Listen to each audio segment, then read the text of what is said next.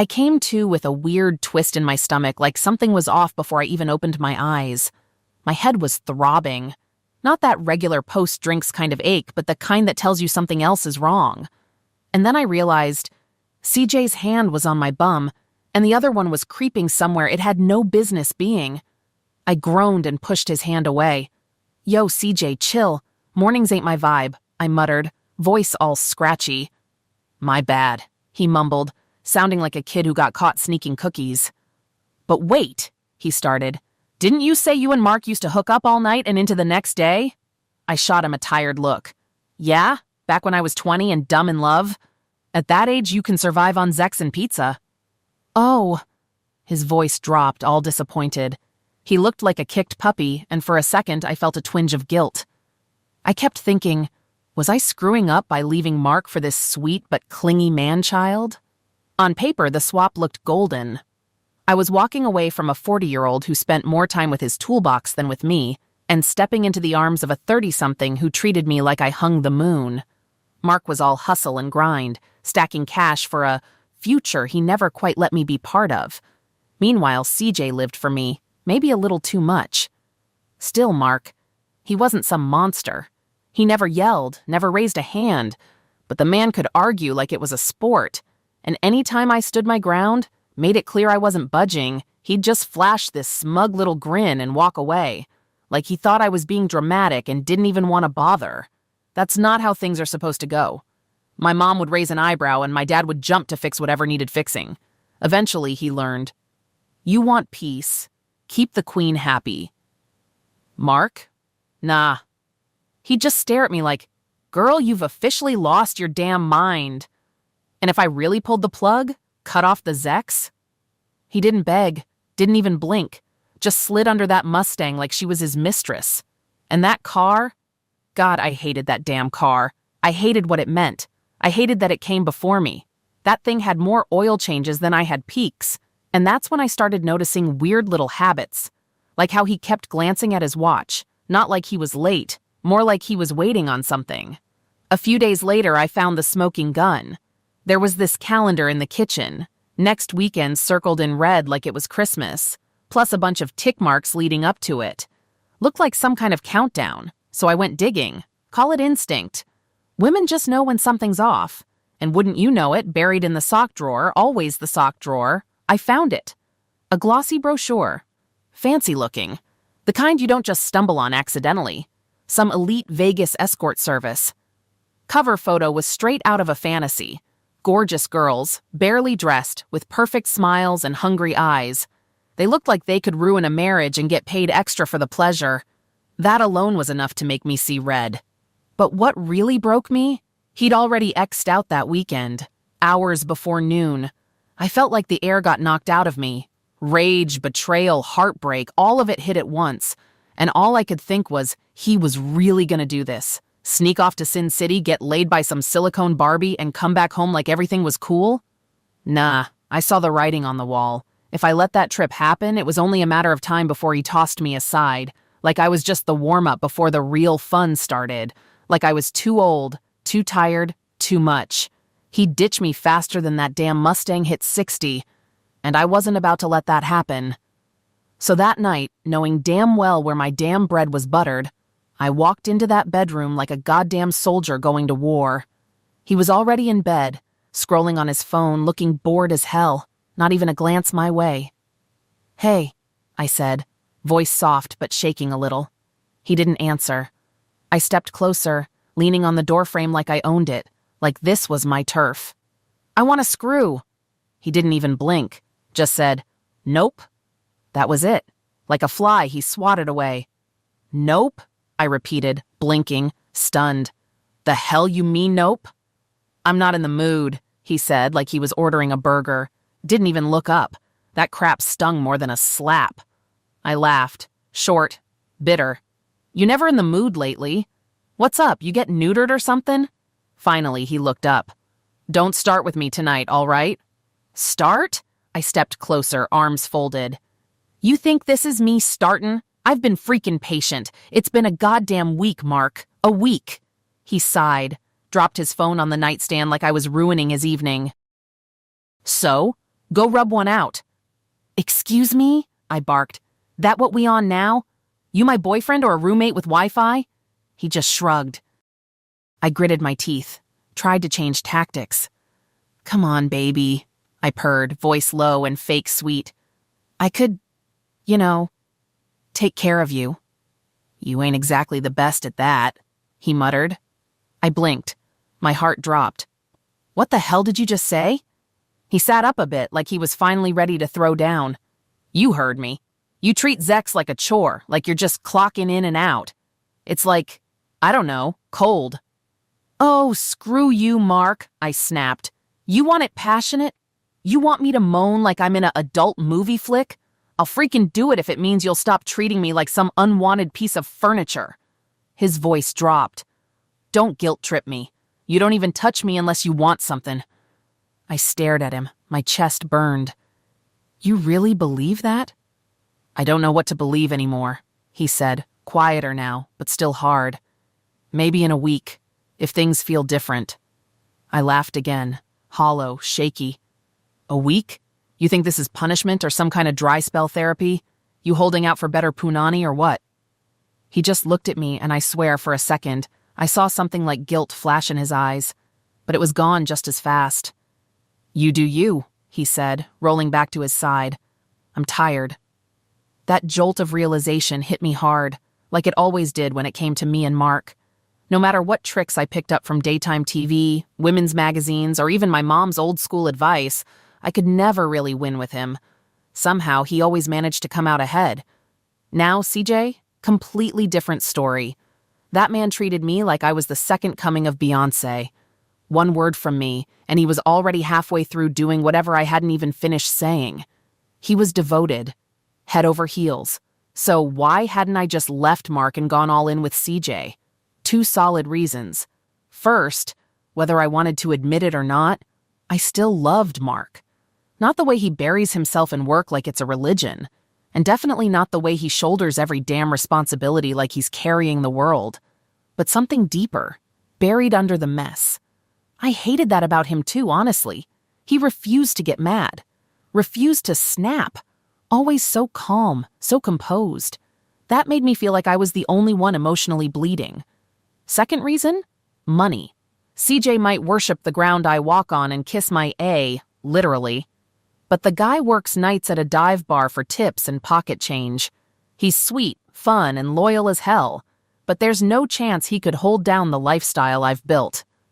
Meanwhile, Mark, my stubborn, irritating husband, pulls in 6 figures. That's not nothing. And yeah, it wasn't always like this. Once upon a time, Mark and I were crazy in love. But 2 decades and 1,000 shouting matches later, we'd both built walls so high, I wasn't sure if either of us remembered how to climb over them. Just as I was drifting into that deep, ugly place, trying to pinpoint the moment love turned into resentment, CJ's soft hands started sliding up my legs. He was trying to comfort me, maybe turn me on a little, but honestly, all it did was make me twitchy. That used to be Mark's move, and when he did it, it set something off inside me. CJ just didn't have that effect. "Come closer," I said, almost flat. "Touch my bosoms." His face lit up like Christmas morning. He didn't hesitate, scooted in and got to work. I didn't have the heart to tell him his touch was distracting me, not turning me on. My melons, fake like my blonde highlights, didn't even have much feeling left in them after the surgery. Mark, somehow, always managed to get a reaction out of me. That man knew exactly how to play my body. Another thing I hated about him, he was just too damn good in bed. And yeah, between us, he was packing a lot more than CJ ever would. Mark could leave me breathless and boneless in minutes. And even after all this time, I still couldn't fully believe he'd never cheated. Still can't believe he loves me like he says he does. But maybe that's a good thing. Maybe it means I can always crawl back if this all blows up. Honestly, if he'd just let me run the show like he was supposed to, we could have been golden. I could have been the happiest wife on earth, and he could have been the smug fool married to the queen of his castle. But nah, he had to keep pushing my buttons. Always had to have the last word. It was CJ, of all people, who reminded me where the real power lies. One night, mid-convo, he laughed and said, "Girl, in a divorce? You get everything."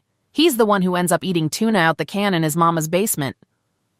CJ himself was technically still living with a woman who wanted to marry him, but she wasn't it for him. And since they weren't legally hitched, he could walk away without any legal mess. Then he whispered between kisses, "That's right, baby. Today's the day. You're calling him." And boom, it hit me. The plan, the one we'd been working on for weeks, timing it perfectly. And this week, it was perfect. Mark was out of town, neck deep in some business trip. This was our shot. The thought made my stomach turn. I mean, as much as I've messed up, I'm not heartless. The man was out there working crazy hours, keeping the lights on in the house I insisted on, filling the closet with designer crap I barely wear, paying for my gym membership, my car, my wine, my everything. He deserved better than a breakup call while he was on the road. He deserved a real conversation. I should have sat down with him, laid it all out, what I felt, what wasn't working. Maybe we could have talked it through, maybe not. But that's how grown folks are supposed to do things. If it was really done, then we talk divorce, then we move on. But that's not how it went down. In over 20 years, Mark never laid a hand on me, never even raised his voice. When things got tense, he tried to meet me halfway. And honestly, that was the problem. He was too easy to steamroll, always settling, always folding. And when he couldn't compromise, he'd just give me this little smirk, like he was already one step ahead. I knew that smirk, knew exactly what it meant. You want it all? You get nothing. You want to play hardball? I'll go to Vegas. You think 40's still sexy? Let's see who else agrees. That grin said it all, and every time I saw it, I got just a little angrier, until I was boiling, until I needed more power, more freedom, more everything. And yeah, I wanted it all. So yeah, if I went through with the divorce, I'd be walking away with damn near everything. The house, mine. The furniture, the car, all the stuff I picked out, still mine. And once he hit retirement, I'd even get a cut of his pension. That's just how it works. I talked to a lawyer, got the paperwork drafted and ready, ran it by my mom, ran it by a few close friends. Every single one of them said the plan could work. But almost all of them said I shouldn't go through with it. The kicker? My mother, who's hated Mark since day one, looked me dead in the eye and said I was nuts for even thinking about leaving him. That part? That pissed me off the most. Like, seriously? After all the trash she talked about him over the years, now she wants me to stay? All it did was light a fire under me. If anything, their hesitation made me more sure I was doing the right thing. For me. The lawyer, bless his greedy little heart, didn't care what happened as long as he got paid. He cooked up a reason for the divorce that'd hold up in court. Emotional neglect. That's what we'd call it. Said Mark was married to his job, not me. Said I'd been left alone too long, ignored too often. Truth? That was a stretch. But it didn't need to be real. It just had to sound believable. And I'll admit it, part of me hated Mark for not seeing this coming, for being so caught up in his work that he didn't even notice I was slipping away. But life's messy, and if you wait too long to speak your mind, sometimes all that's left to do is burn it down and walk away. He's a grown man. He'll survive. Yeah, it'll knock the wind out of him, but he'll land on his feet. Maybe. The truth is, if I had actually sat him down and opened up, if I had laid it all out on the table, he probably would have tried to fix things.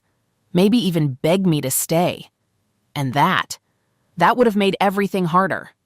Sometimes you gotta blindside a man just to shake him out of his delusions. Sometimes you gotta swing first before he even sees the punch coming. That's where I was. That fight or flight moment. Either hit first or end up flat on your back wondering what the hell happened. I took a deep breath and grabbed my phone. CJ was still beside me, focused on my chest like it was his personal mission from the gods. He had no idea the nerve he was striking was already numb, but he kept going, like he was trying to push me into pulling the trigger. Out the window, I heard the rumble of some delivery truck pulling up, probably one of the neighbors getting a new couch or some fancy fridge. Regular day, regular life about to blow up. And me? I was sitting there dialing a number I knew by heart, the one tied to 2 decades of love, frustration, and silence. It was go time. It rang once. Barely hit the second ring and he picked up. That crap caught me off guard. He knew I was gonna call. I could feel it. The way the silence filled up right before he said anything, it was like he'd been staring at the phone, waiting. "Mark?" I said real soft, testing the water like it was boiling. His voice snapped back, all cold and clipped. "Who the hell else would answer my phone?" That tone, like I was wasting his time just by breathing, almost made me feel better about what I was about to do. Almost. I exhaled. "Why you sound like that?" "Why the hell are you calling me?" He shot back. "Ain't like we talk. Thought you forgot I had a number." His words were sharp, but underneath that, I could hear it. That twist. That flicker of "you better not be playing with me again." "I didn't forget," I said quietly. "No? Then what the hell do you want?" He barked it like he already knew the answer and hated it. There it was, that burn in my chest. Yeah, maybe he had a right to be mad. I hadn't called in years unless I wanted something. Not love, not to check on him, just money. Crap, that could be counted. I swallowed, heart in my throat. "I thought maybe we could talk, that's all." He laughed, that cold, humorless, cracked kind of laugh. "Talk? What the hell is there to talk about, huh? You need something? You broke again?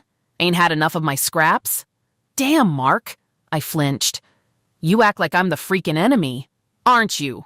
He shot back, voice lower now. "You ain't been a wife in years, just a ghost that shows up when rent's due." I let silence fall for a second. Felt like my throat was closing up, but I pushed through it.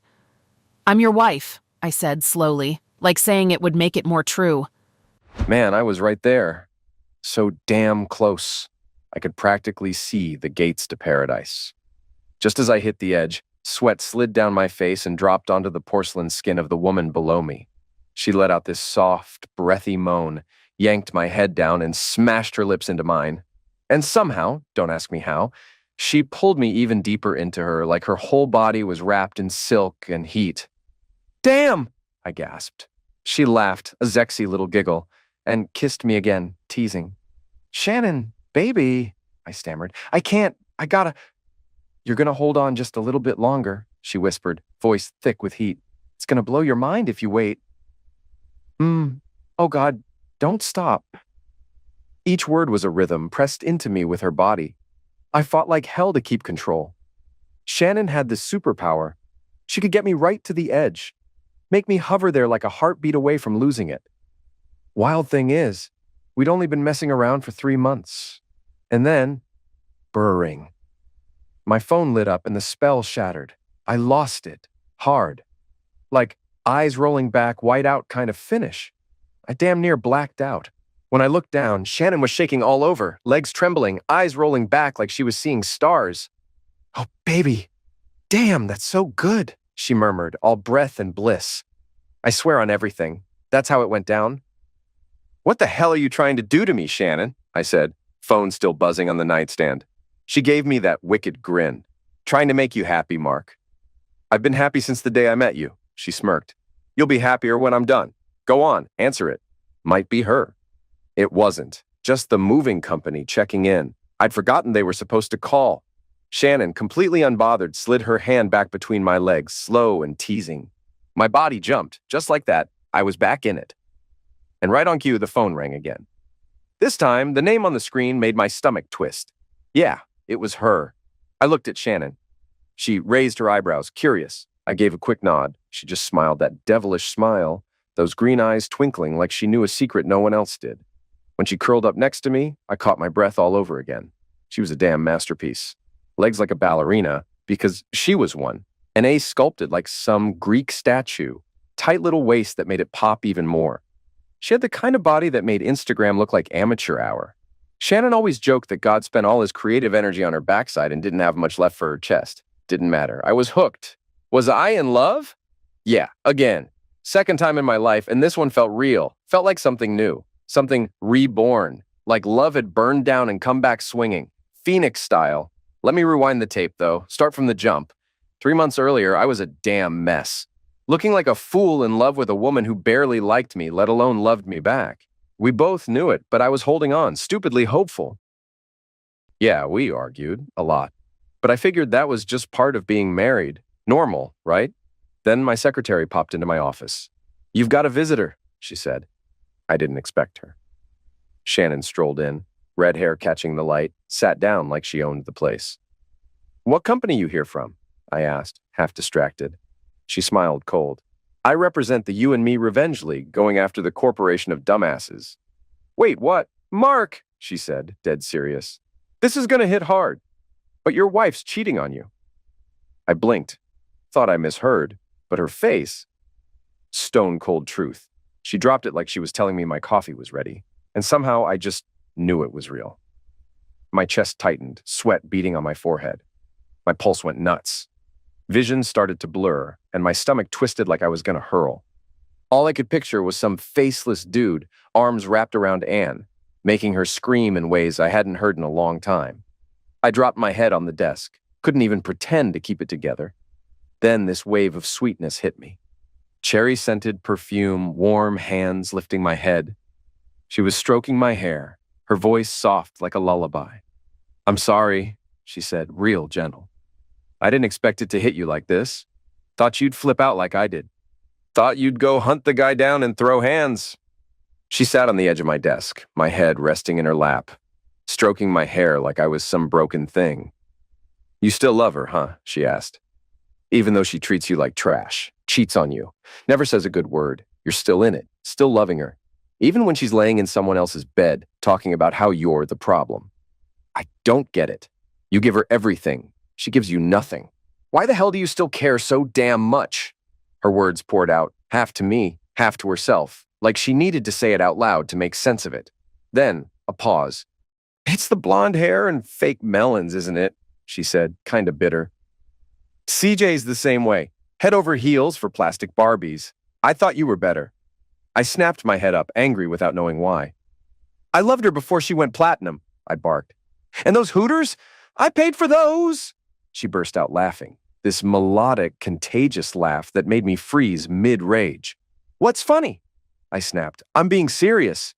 "I know," she said, still giggling. "It's just, your thick-skulled ex probably doesn't realize the dream girl he's lusting after was funded by her husband's wallet. Classic." I sat back, shaking my head. It was all so surreal, but underneath it all, my anger was rising. Shannon laid it all out for me one night. No filters, no holding back. She told me how they met, how Anne sucked CJ into her little web, and how the two of them cooked up this slick plan to push me out of the picture. Not just out of her life, but out with my bank account still bleeding. It was cold, calculated, brutal. Funny thing is, Shannon was caught up in something just as toxic, just a little less official. She'd been writing for CJ since day one, paying his bills, cleaning up his messes, holding him down while he played bartender and chased anything blonde with a chest big enough to throw his whole life away for. That's how he met Anne. Thought he found his dream girl. Plastic curves and a vibe that reminded him of mommy. And yeah, I paid for most of the dream. Shannon had already hired a private investigator, woman named Sarah Price, to dig up dirt on CJ. I ended up talking to Sarah myself, worked out the payment and all that. Easy enough, really. Turns out dirt on CJ was everywhere. The guy was messy. But for Shannon, all that evidence? Worthless. Sarah told her straight, since she and CJ weren't legally tied, he could walk away scot-free and leave her with nothing but heartbreak and receipts. Me, though? I had a legal connection, marriage, divorce, leverage. Sarah's tapes and files were exactly what I needed to come out the other side without getting completely gutted by Anne and her boy toy. While we were working together, watching tapes, planning moves, Shannon and I started getting close. Real close. One night, it turned into a moment neither of us expected. "Shannon, come on," I said. "You're way too good for that clown. Why are you still hanging around?" She smirked. "Screw him. I'm not the type to walk away without getting mine. No one steps on me and walks away smiling." "But you've got what you need. You caught him. Why not just move on and stop wasting energy on him? You're not stuck like I was. You're young, beautiful. You've got time to find someone who actually gives a damn about you." She turned toward me, those green eyes catching the streetlights through the windshield of my Mustang. "So you finally noticed, huh?" "Noticed what?" I asked. "Me." She grinned like she'd been holding it in forever. I noticed you the second you walked into my office. Bullshit, I said instinctively, making her laugh. You were so wrapped up in Anne, you didn't even register I was a woman, let alone one who might actually be into you. Her laugh. God, that laugh messed with me every time. She leaned back, voice soft. You know why I'm still around, right? I dropped CJ and the whole revenge fantasy weeks ago. But helping you get free? That's personal. I hate the thought of you supporting those two bloodsuckers for the rest of your damn life. We gotta find a way out of this, babe. Then she leaned in. Kissed me. No warning. I was stunned for a split second. But only a second. After 20 years married, I thought I knew what kissing was. Turns out, I only knew what Anne's kiss felt like. Shannon? She was on another level. Everything about her, the taste, the warmth, the way her lips moved, was brand new and obsessive. We forgot about the tapes, forgot about CJ, forgot about Anne. There was just this fire between us, burning up everything else. Then Sarah's voice cut through the heat. Well, damn! Called it. She stood behind us with this knowing smile. I was hoping this would happen. You two make way more sense than whatever mess you were stuck in before, honestly. Let the scammers crash and burn. People like that always get what's coming. Shannon blinked, pulled back just a little. But what about the divorce? What about our plan? Sarah just shrugged, calm as ever. You still want the revenge more than the relationship?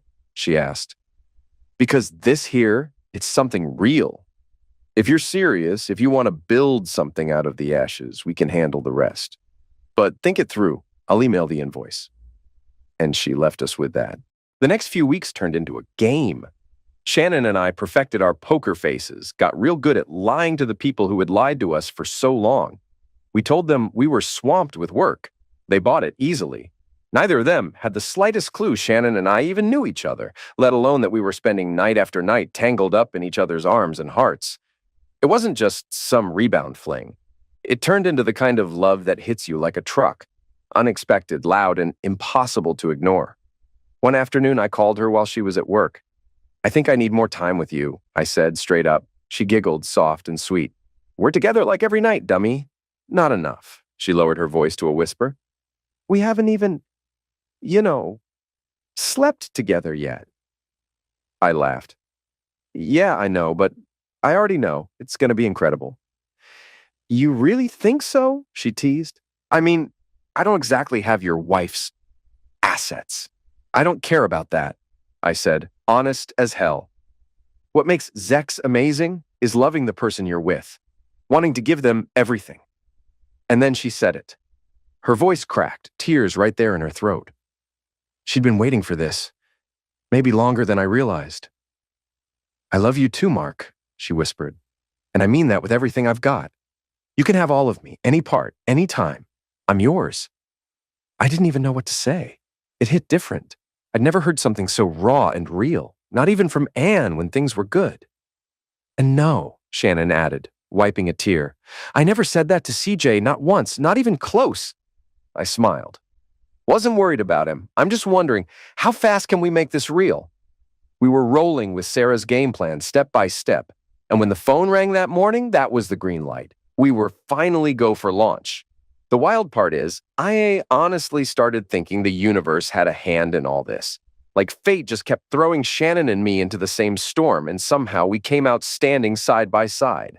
While we were scheming behind the scenes, we made sure nobody saw us together. We kept it real low-key. But here's the funny part. People we knew on both sides kept coming up to us, dropping hints like, hey, you sure your partner isn't messing around on you? And we had to play dumb every single time. Smile, nod, act surprised. It was like being stuck in a bad rom-com written by Shakespeare after a few too many drinks. The irony? The only people who seemed remotely suspicious that we might know something were the cheaters themselves, Anne and CJ. But that was just their egos talking. They thought they were masterminds, pulling strings like they were the stars of some slick con movie. Joke was on them. Then came the business trip. Totally fake, but it sounded legit. I packed a bag, told Anne I'd be gone for a few days handling deals out of town. Around the same time, Shannon told CJ her mom got sick and she needed to go check on her. Perfect timing, like the stars lined up for once. With both of us gone, those two snakes got bold. Comfortable. That's what we needed. To let them feel safe enough to slip up. And eventually they did. that call. It was the moment we'd been waiting for. Of course, nothing ever goes perfectly. We thought they'd make their move Friday night. That was the plan. That's why I scheduled the moving truck for Sunday morning. I figured let them have their little weekend fantasy, give them a couple days to live it up before reality kicked the door in. They had no clue what was coming. Shannon and I were still riding the high of our win when my phone lit up and I picked up the call. Listen, I gotta tell you something, I said, trying to keep it steady. And yeah, you probably ain't gonna like it, but in the long run... Oh God, he cut in, loud as hell. Don't start with the in the long run bullshit. Just say what the hell you called to say. I let out a short laugh, sharp and ugly. Couldn't help it. Nerves, maybe. Madness. Then he laughed too, right in my ear. This motherf. You laughing? I barked. You serious right now? I'm trying to talk to you like an adult. He kept chuckling. Yeah, well, this just feels like a rerun. Same script, same actress. You trying to pitch this like it's brand new. But baby, you old news. I clenched my teeth. You want to play, huh? Okay. I'm just saying, he continued, voice smug as hell. Reminds me of something I heard the other day. Somebody said to me, you'll put me on the shelf. And I said, nah, baby, I dump trash, not store it. That did it. Keep that mouth running, Mark, I growled. Keep talking slick. I will, he said smoothly. 'Cause guess what? I got some news for you too. Real soon you gon' find out. And when you do, you'll be eating dinner solo, sweetheart. What the hell are you talking about? I shot back. I don't even think this little I got something to say speech is yours, he said with a snort. This CJ's idea, huh? He tell you to call me like you're tough now? You just his mouthpiece. I froze. My stomach dropped. This witch knew. He'd heard something. Probably from those gossipy fools next door. Always sniffing around. Screw it. No running now.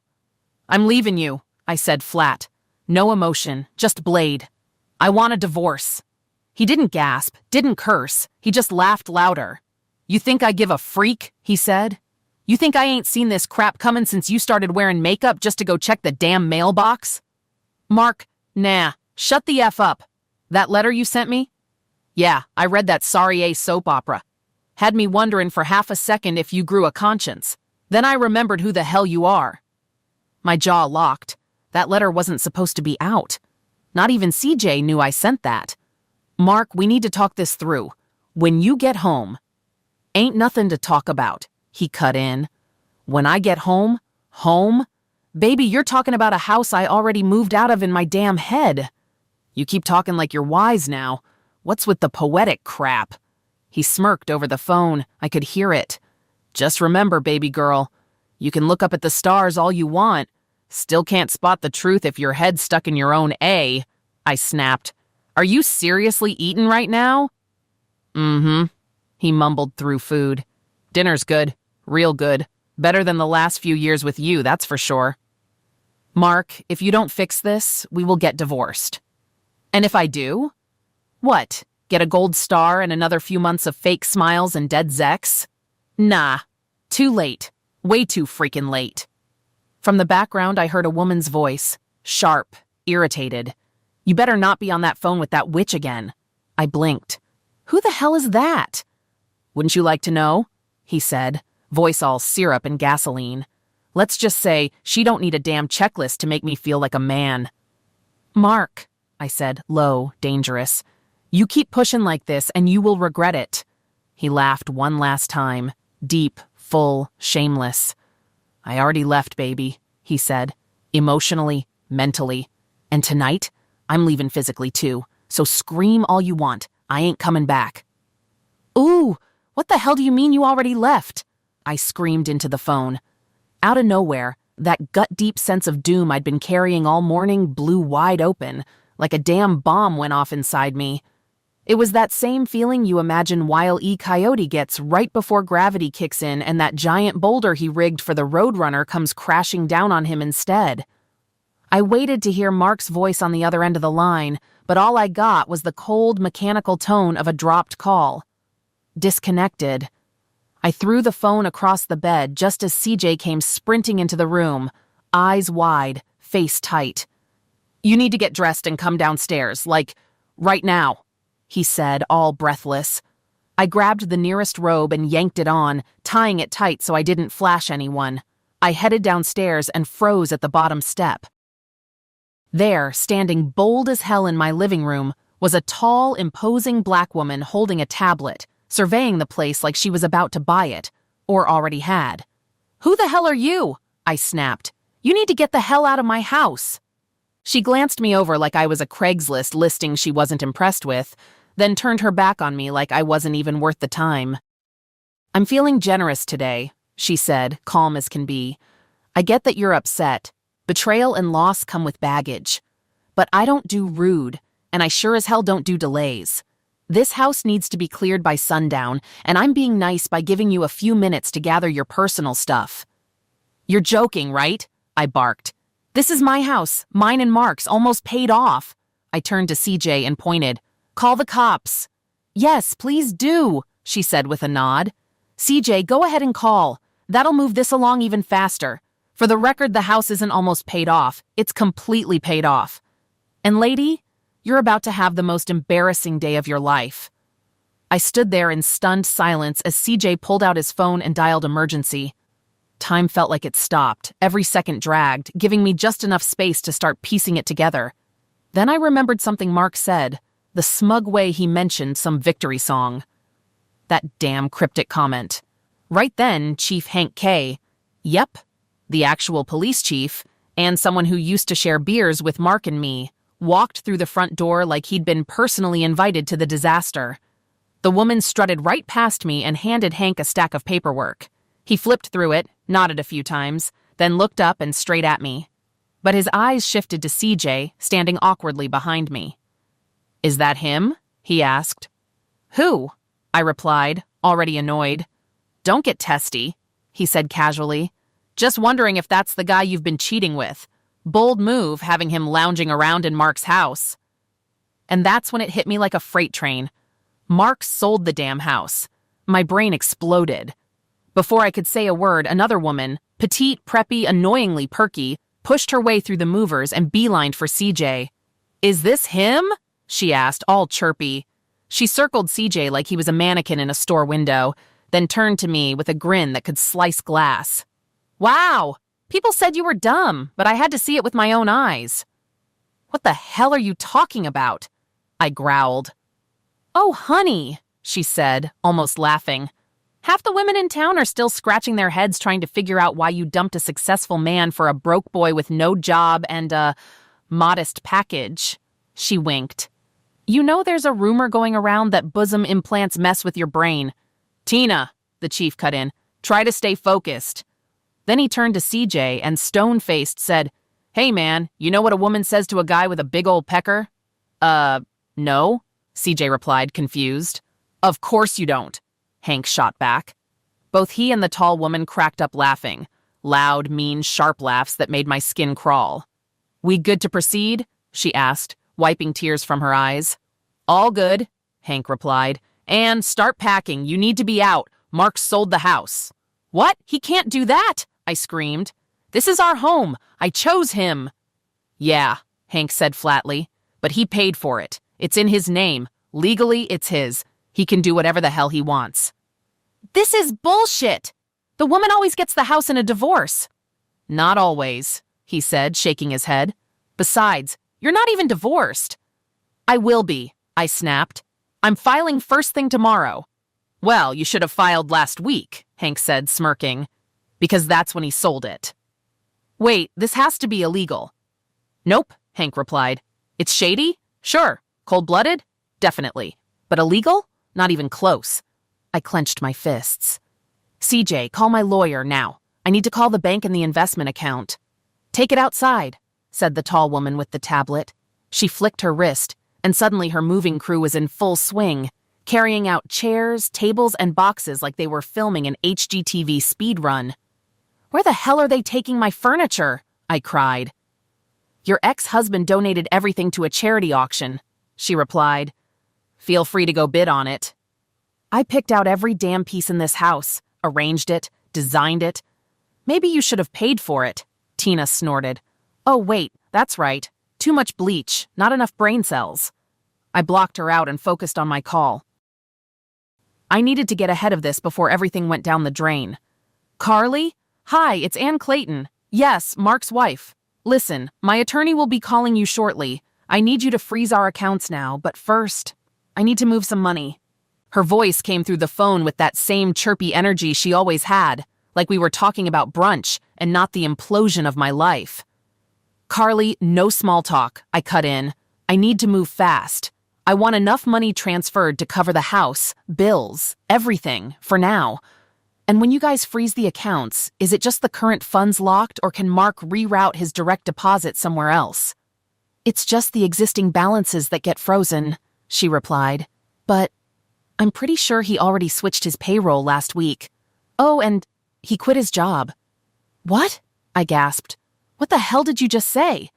I felt the blood drain from my face. Carly, transfer everything out of our joint accounts. Right now. Move every last cent to a new account in just my name. You want all of it? She asked cautiously. Damn right I do, I snapped. Mark's a workaholic. He'll find another job before Tina finishes her chicken wings. But me? That's all I've got until this divorce is done. I'll have to write you a check and you'll need to bring it in and open the new account in person, she said. Fine. Just do it. It's done, she said a second later. When you get here, I'll have a check ready. For $3.11. What? There's $3.11 in the account, she repeated. I went cold. That can't be right. There was almost $500,000 in there. There was, she said carefully. I know there was, I hissed, my voice shaking. Yeah, he cleaned it out, Chief Hank added from across the room, like he was commenting on the weather. This has to be illegal, I said, barely above a whisper. Nope, he said casually. It's not illegal. Brutal, yes. Illegal. Not even close. He leaned back, enjoying himself. Also, your account balance dropped under $50, so you got hit with a $10 penalty fee. Technically, you're in the red now. CJ passed me my phone, and I immediately called my lawyer. Through shaky words and choking sobs, I told him everything. Mark selling the house, draining our accounts. While I talked, I logged into our investment portfolio. Gone. All of it. He liquidated everything, left one single share in a cheese company, a damn cheese company. My lawyer whistled through his teeth. That's actually kind of genius. Cold as hell, but legal. He knock you to the punch until you file?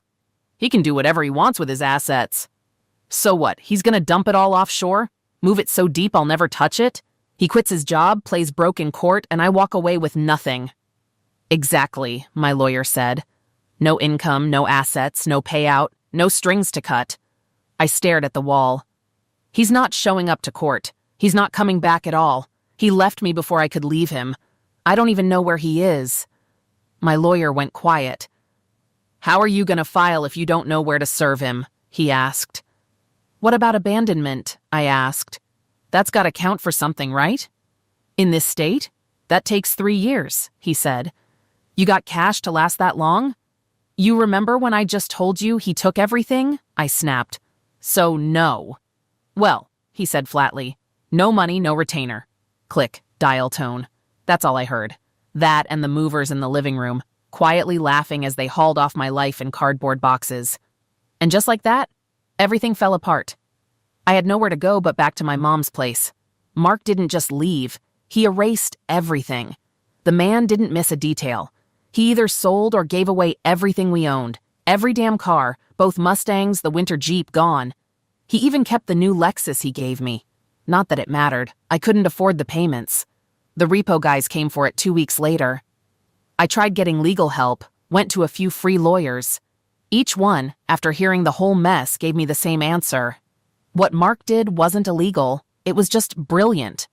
There's no law that says a man has to stick around just because he married you. No rule saying he can't sell his house if it's in his name. And the bank accounts? He opened them. So he had every right to clean them out. He played it smart. Too smart. I tried calling him, disconnected. He left me a message. I'm sure of it. I just didn't realize what it was until way too late. Weeks passed, then months. Still no word, No call. Not even a damn email. CJ didn't make it to the end of the first month. Lost his place when he couldn't pay rent. His girlfriend dumped him the same day Mark left me. Ironic, right? One random day, I was listening to the radio while folding laundry and I broke down. Out of nowhere, there was this old song, something by the Eagles. Glenn Frey was singing Already Gone. That's when it hit me like a truck. That stupid line Mark sang when he walked out? It was from that song. That was his goodbye. That was his warning shot. He planned the whole damn thing. I used to think I was living a pretty sweet life. I had everything. Didn't even realize how good it was. I thought I deserved more.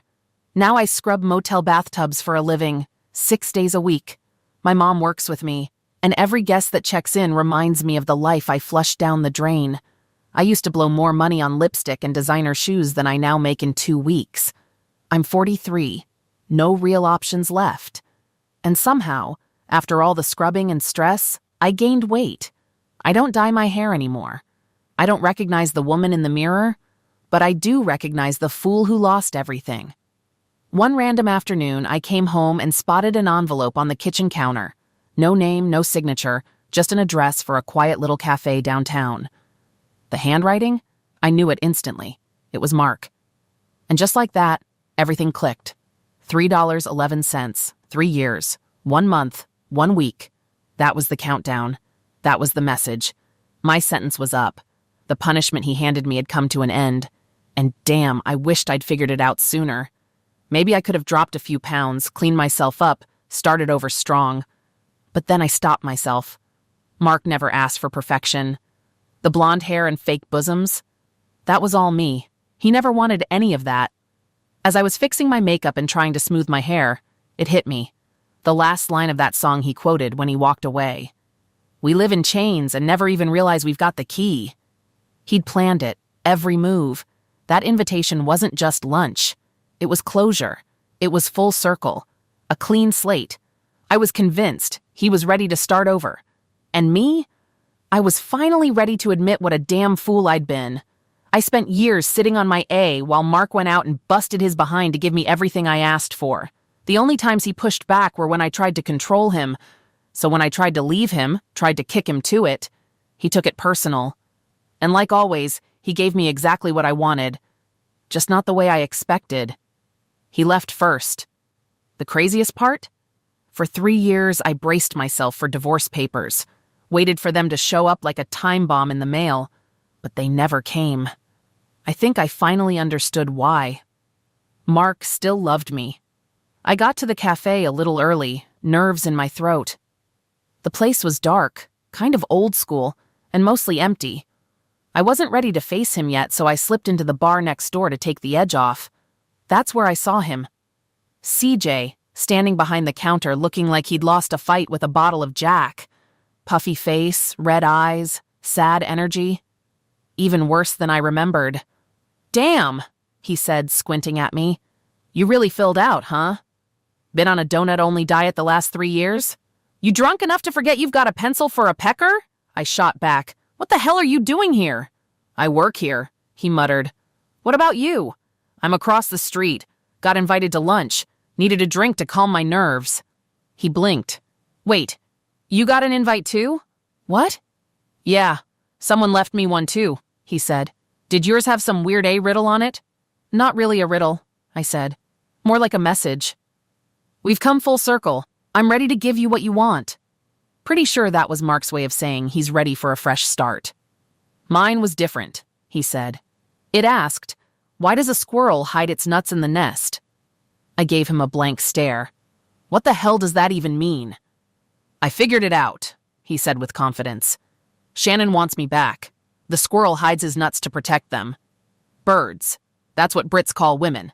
So it's like, she doesn't want other women getting their claws on me. I rolled my eyes. That's a stretch, man. I'm serious. It's deep, he said, nodding. They planned this. Mark and Shannon made us suffer long enough to miss them, then lured us back in. I slammed my glass down. You know what? Screw this. If Mark wants me back, he can beg for it. I'm not crawling back. I've been through too much. I stormed out of the bar, head buzzing, and crossed the street to the cafe. Found a small table, sat down, heart thudding. Then I saw CJ again. He was following me, plopping down at a sidewalk table near two college kids playing hacky sack. I watched him for a second, half laughing at his dumb squirrel theory, when I realized something. He had it all wrong. I waved, trying to get his attention. He finally looked up, waved back, and shook his head like he was trying to warn me. I didn't get it. Just then, the hacky sack bounced toward his table, hit his glass, and knocked over his drink. He stood up fast, annoyed, just as one of the college guys ran over to kick the sack. The kid missed completely, but his foot nailed CJ right between the legs. CJ let out a high-pitched scream that echoed down the street. Waiters and customers ran to help. I rushed over too. No one dared touch the area. EMTs showed up a moment later. I knelt beside him. "Your answer was wrong," I whispered. He groaned. "Huh?" "The squirrel doesn't protect its nuts from birds," I said. "It hides them. Like, your junk." CJ blinked, gasping in pain. "That means what exactly?" "She doesn't want you back, CJ. She wanted to make sure your nuts were taken off the market." He winced. Man, not a damn thing makes sense anymore. Before I could even get a word out, this tall, polished-looking girl stepped into view. She couldn't have been older than 21, looked like she just walked out of some sorority house, all glowing skin and perfect posture. Real blonde, too. Not that bottled bleach job I used to pay for. She was rocking this tight pencil skirt, carrying a briefcase, and casually smacking her gum like she owned the sidewalk. "You Anna Clayton?" she asked, voice sharp. "Yeah," I shot back, already annoyed. Without another word, she shoved a thick stack of papers into my hands. "What the hell is this?" I asked, flipping through the pages. "His terms," she said, snapping her gum again. "Ask him yourself." Then she leaned in a little. "You've been served." I looked up, and that's when I saw him. Mark. Sitting just inside the cafe like he'd been there the whole time. Calm, collected, watching, and suddenly the full circle thing made sense. It wasn't about some romantic reunion. It wasn't about starting over. It meant I was finally getting exactly what I asked for. When I told him I wanted out, when I pushed for divorce, he gave it to me. The thing was, it just wasn't what I wanted anymore. What I really missed wasn't the money, the car, or the house. Somewhere along the way, I got used to going without that stuff. What I missed, what hurt, was him, the life we built, the way he looked at me back when we still believed in each other. And now here he was. Except, he wasn't mine anymore. He looked good, better than I remembered, healthier, lighter, happier. But he wasn't alone. Next to him sat a stunning redhead, bright curls, flawless skin, and very, very pregnant. Sitting between them was a little girl holding both their hands. She had Mark's thick brown hair and her mom's green eyes. And when she looked up at me, she gave me this tiny half smile, this knowing little smirk that looked way too familiar. It was his smirk. Genetics, maybe. Or maybe she understood the moment better than I did. I stood there frozen, gripping the divorce papers. It was over. Like, really over. Whatever string I was still holding on to had been cut. Mark had moved on, body and soul. That redhead beside him? She wasn't letting go of that man. She gave him love, loyalty, and now a whole new family. She had everything I threw away. I glanced down at the documents. He'd filed on grounds of abandonment, which meant he kept it all. His money, his freedom, his peace. I walked into that courtroom thinking I'd take him to the cleaners, get the money and lose the man. Turns out I got neither. I looked up one more time, hoping to catch just one last glimpse of the life I used to have. But the table was empty, he was gone, and all I had left were my regrets, and a whole lot of tears I couldn't stop from falling.